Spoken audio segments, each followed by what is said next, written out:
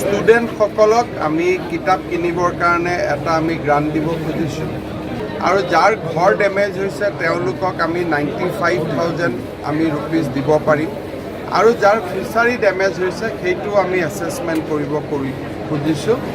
আমি এইটো চেষ্টা কৰিছোঁ যাতে ফ্লাড এফেক্টেড যিসকল মানুহ আছে ষ্টুডেণ্টসকলক আমি কিতাপ কিনিবৰ কাৰণে এটা আমি গ্ৰাণ্ট দিব খুজিছোঁ।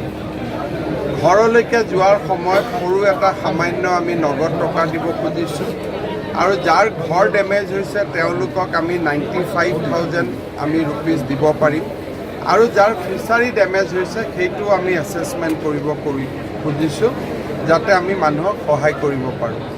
বৰাক ভেলীৰ গোটেইকেইখন ডিষ্ট্ৰিক্টতে অসম গভৰ্ণমেণ্টৰ পৰা এজন ছিনিয়ৰ মোষ্ট ছেক্ৰেটাৰী আছে আৰু দুজন মন্ত্ৰী জয়ন্ত মল্ল বৰুৱা আৰু পৰিমল শুক্লবৈদ্য ইয়াত স্পেচিয়েলি কাম কৰি আছে। আমি ভাবোঁ যে ফ্লাড এফেক্টেড মানুহক আমি যিমান পাৰোঁ সিমান সহায় কৰিব আমি পাৰিম।